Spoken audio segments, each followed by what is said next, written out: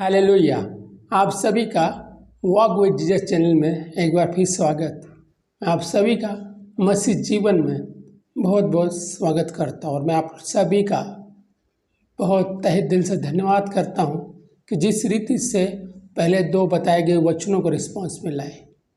आप सभी का धन्यवाद। इसी सीरीज को आगे बढ़ाते हुए हम आज प्रभु के तीसरे वचन को सीखेंगे और सिखाएंगे। मैं आप लोगों से कल भी कहा था कि अगर आप कमेंट्स नहीं करेंगे तो मैं जान नहीं पाऊंगा कि जो वचन की सिखलाई है वो हम सही रीति से सीख रहे कि नहीं सीख रहे। इसलिए कृपया हमारे चैनल को लाइक कीजिए, सब्सक्राइब कीजिए, दूसरों तक इस पवित्र वचनों को शेयर कीजिए, भेजिए। फेसबुक पे हो तो उस पर हमारे पेज को फॉलो कीजिए और पेज को लाइक कीजिए, क्योंकि परमेश्वर के वचन जब हम एक दूसरे को भेजते हैं तभी वो वचन दूसरों के जीवन में काम करता है। अगर उन वचनों को हम अपने पास तक ही लेके रहे तो वो वचन दूसरों तक पहुंचेंगे और फिर उनके जीवन में काम नहीं होगा। मैं अक्सर कहता हूं कि हमको तो उजाला परमेश्वर ने दे दिया, क्योंकि जगत की ज्योति बन के परमेश्वर इस जगत में आया और उसने उस जगत के उजाले में हमको ले लिया। लेकिन दूसरे जो अंधकार में, उन्हें भी तो उजाले में लाना है, उन्हें भी तो परमेश्वर के बारे में बताना है। और इसके अंदर आप सभी का बड़ा सहयोग चाहिए कि आप जब तक इस वचनों को शेयर नहीं करेंगे, आगे नहीं भेजेंगे, तब तक लोगों तक नहीं पहुंचेंगे। आइए तीसरे वचन से पहले हम छोटी सी प्रार्थना करते हैं परमपिता परमेश्वर से, क्योंकि हमको इनके भेदों को जानना है। आइए आंखें बंद करते हैं। हे परमपिता परमेश्वर, प्रभु यीशु मसीह के नाम से खुदा तेरे चरणों में आते हैं। मेरे परमेश्वर खुदा तेरा धन्यवाद करते हैं पहले दो शब्दों के लिए प्रभु जी कहे हुए, उन वचनों के लिए परमेश्वर जिसका भेदों का ज्ञान प्रभु परमेश्वर तुमने हम पे दिया, और खुदा हम दूसरों को बता पाए परमेश्वर, और खुदा दूसरे लोग उसे समझ पा रहे परमेश्वर। तेरा खुदावन बहुत बहुत धन्यवाद। यह जीवन परमेश्वर आज तीसरा वचन है प्रभु परमेश्वर। आज फिर प्रभु जी पवित्र आत्मा की सामर्थ्य से खुदावन भर परमेश्वर, मेरे होठों को छू परमेश्वर खुदावंत प्रभु जी कि ईश्वर हम सब की परमेश्वर खुदावंत प्रभु जी समझ को खोल, खुदा तेरी बुद्धि दे परमेश्वर हमें खुदावंत प्रभु जी, कि तेरे प्रभु जी पवित्र वचनों की गूढ़ और भेद बातों को परमेश्वर खुदा समझ सके परमेश्वर। और वचन प्रभु परमेश्वर हमारे दिलों में प्रभु परमेश्वर जड़ पकड़े प्रभु, ऐसी आशीष दे मेरे यीशु खुदावंत प्रभु परमेश्वर। खुदा मैं प्रार्थना करता हूँ परमेश्वर, जितने लोग प्रभु जी इस पवित्र वचनों को परमेश्वर देख रहे या देखेंगे मेरे परमेश्वर, सबको प्रभु तेरी आशीषों से भर दे मेरे परमेश्वर। हे जीवन परमेश्वर, जो दुखी है प्रभु, जो उदास है उन्हें तेरी खुशियों से भर दे प्रभु, जो बीमार है उन्हें चंगाई दे परमेश्वर, जो स्त्री परमेश्वर बांझ है खुदावंत प्रभु, या कोई शरीर की कमी परमेश्वर आदमी औरत में खुदावंत प्रभु, उन्हें तू प्रभु जी संतान दे खुदावंत परमेश्वर। जो असाध्य रोगों से परमेश्वर खुदा जूझ रहे प्रभु परमेश्वर, उन्हें उस रोग से प्रभु परमेश्वर दूर कर खुदा। हे जीवन परमेश्वर खुदा प्रभु जी, जो लोग प्रभु जो हॉस्पिटल में परमेश्वर इन पवित्र वचनों को देख रहे तो राइट नाउ परमेश्वर उन्हें हील कर खुदा, उन्हें छू ले प्रभु, उन्हें नया जीवन दे परमेश्वर, क्योंकि तू नया जीवन देने वाला परमेश्वर, तू पापियों को पाप से छुड़ाने वाला परमेश्वर, तू अपनी खोई हुई भेड़ों को प्रभु जी ढूंढने वाला परमेश्वर, कंगालों को सुसमाचार सुनाने वाला परमेश्वर। हे जीवन परमेश्वर, हम सब के मनों को प्रभु परमेश्वर खुदा प्रभु तू छू ले प्रभु। ये प्रार्थना प्रभु यीशु मसीह के पवित्र सामर्थ्य नाम में करते हैं पिता हमारी प्रार्थना सुन, आमीन। आइए आज का वचन है जो परमेश्वर का वो देखते हैं, वो है यूहन्ना का अध्याय 19 और उसका 26 और 27 वचन। मैं आप सभी के लिए उसे पढ़ता हूँ। यूहन्ना का 19, 26 और 27। जब यीशु ने अपनी माता और उस चेले को जिससे वो प्रेम रखता था पास खड़े देखा तो अपनी माता से कहा, यहाँ लिखा जिससे वो प्रेम रखता था, किससे? उस चेले से। यहाँ पे यूहन्ना के बारे में बात हो रही, जिसने ये पत्री लिखी उसी के बारे में बात हो रही। वही चेला वहाँ पे क्रूस के पास खड़ा था। लिखा देखिए, उस माता से कहा, हे नारी देख यह तेरा पुत्र है। तब उसने चेले से कहा, यह तेरी माता है। और उसी समय से वो चेला उसे अपने घर ले गया। परमेश्वर का वचन यहाँ पे बताता है कि परमेश्वर में पहले बताया कि ये परमेश्वर की चिंता है। परमेश्वर अपनी माता के लिए चिंता कर रहा है कि भाई मेरे जाने के बाद इस माता का भी कोई देखभाल करने वाला होना चाहिए, इस माता को कोई देखने वाला होना चाहिए, उसके देख रेख करने वाला होना चाहिए। आप इस चीज़ को भली भांति समझ सकते हो कि प्रभु यीशु मसीह क्रूस पर रहते हुए उसने अपने कामों को छोड़ा नहीं, उसने अपने कामों से मुंह नहीं मोड़ा, वो लगातार उन कामों की ओर बढ़ता रहा और लोगों को वहाँ पे बताता रहा क्रूस पर रहते हुए कि कैसे वो अपनी बातों को और अपने कामों को पूरा कर रहा था। आइए इस वचन को हम परमेश्वर की पवित्र आत्मा की सामर्थ्य से सीखने की कोशिश करते कि परमेश्वर ने क्रूस पर रहते हुए ऐसा अपनी माता के विषय में क्यों कहा। अगर उसके लिए आप देखें तो निर्गमन की पुस्तक उसका 20वां अध्याय और 12वें वचन की ओर देखते हैं, वो क्या कहता है।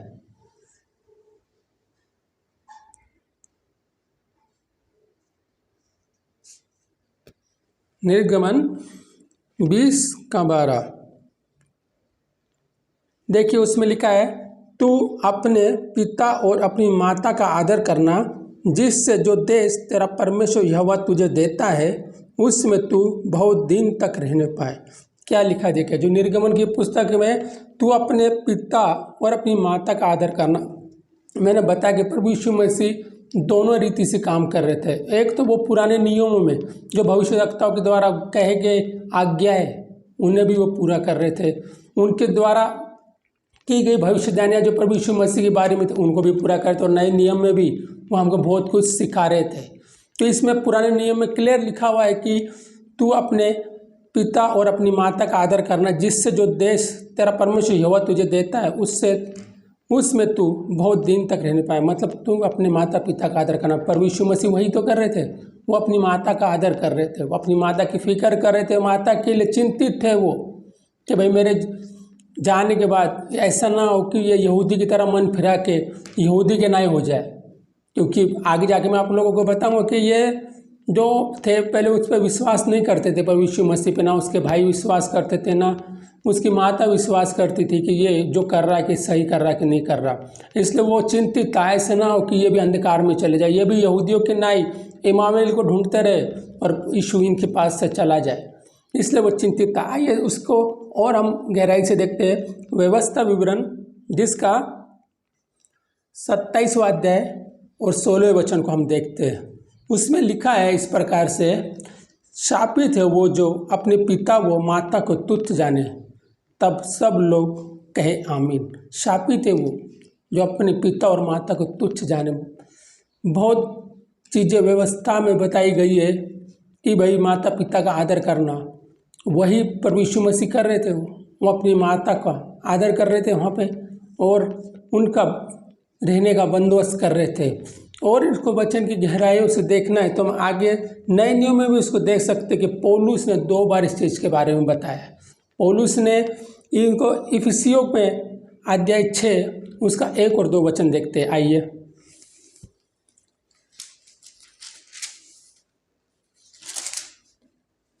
इफिसियों 6 अध्याय 1 और 2 वचन। हे बालकों, प्रभु में अपने माता पिता के आज्ञाकारी बनो, क्योंकि यह उचित है। अपनी माता और पिता का आदर कर, यह पहली आज्ञा है जिसके साथ प्रतिज्ञा भी है। ये आज्ञा के साथ प्रतिज्ञा है कि अपनी माता और पिता का आदर कर।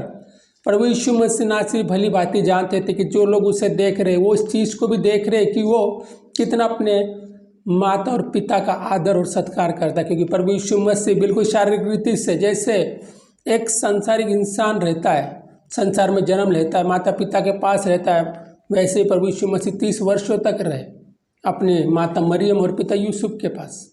उसी रीति से प्रभु यीशु मसीह उन्हें सांसारिक रीति से भी उनकी चिंता करना उनका बिल्कुल वहाँ पे यह स्वाभाविक था कि वो उनकी चिंता करे।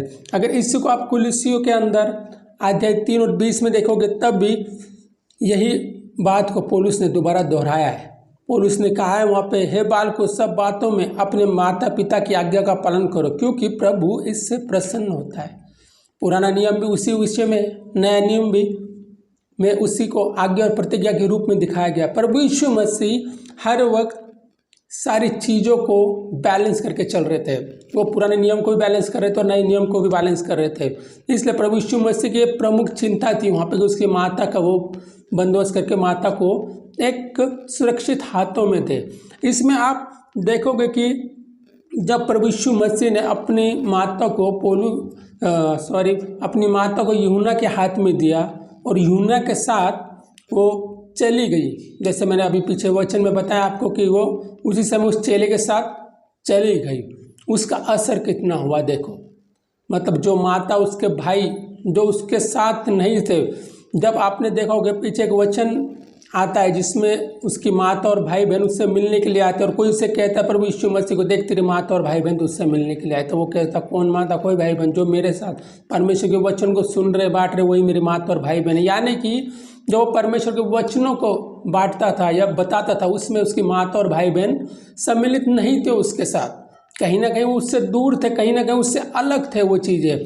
आइए इसके अंदर जब ये प्रभु यीशु मसीह ने उन्हें उसकी माता मरियम को इसके पास यूहन्ना के पास दिया तो उसका असर क्या हुआ, आइए वो देखते हैं। वो चलिए प्रेरितों के काम का अध्याय 1 और उसका 13 और 14 वचन देखते हैं। आइए मैं आप सभी के लिए इस वचन को पढ़ता हूँ। यहाँ पे लिखा है 13वें वचन में, मैं फिर बताता हूँ प्रेरितों के काम अध्याय 1 और 13 और 14 वचन।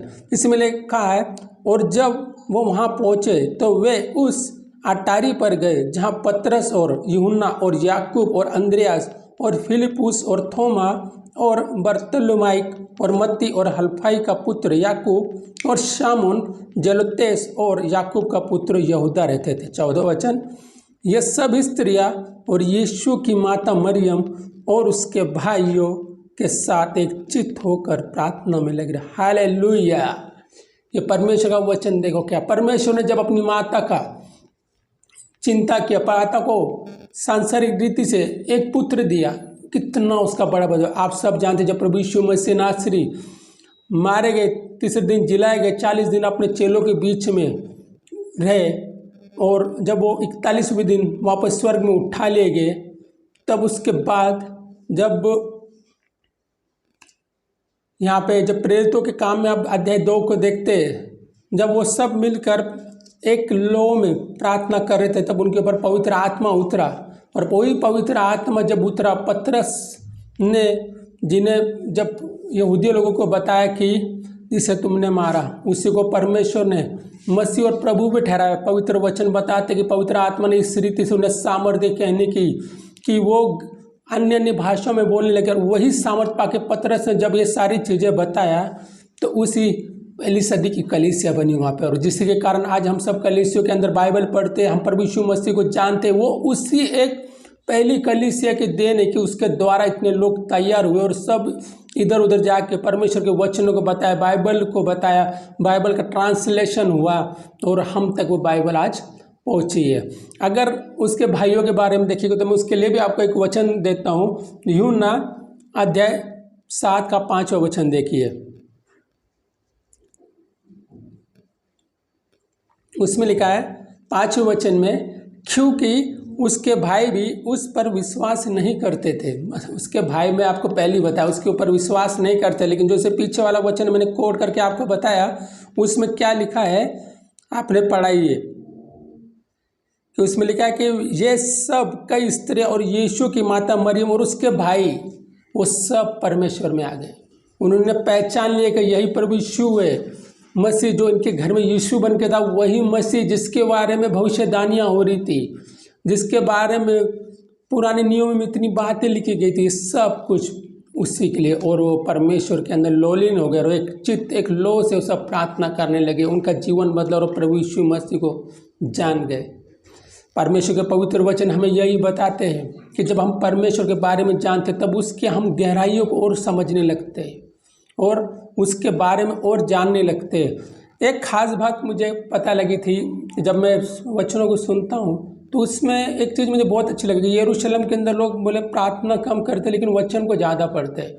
उनका मानना है कि जब हम प्रार्थना करते तो हम परमेश्वर से बातें करते, लेकिन जब हम पवित्र वचन को पढ़ते तो हम परमेश्वर हमसे बातें करता। हालेलुया। ये भी बहुत अच्छी बात है। इसलिए दोनों चीज़ बहुत ज़रूरी हमारे जीवन में इम्पोर्टेंट है कि हम प्रार्थना भी करें और पवित्र वचनों को भी पढ़ें। परमेश्वर आप सभी को इन पवित्र वचनों के द्वारा आशीषित करें। कल हम इसका 4था शब्द और 4था वचन लेंगे जो कि मैं आपको बताता हूँ। मत्ती अध्याय 27 का 46वां वचन है, जिसमें प्रभु यीशु मसीह ने कहा था, एली एली लामा शबक्तनी, अर्थात हे मेरे परमेश्वर परमेश्वर तूने मुझे क्यों छोड़ दिया। यह परमेश्वर की पीड़ा है। इसको हम कल सीखेंगे। तब तक के लिए इस वचन को और शेयर करें, भेजें। जय मसीह की।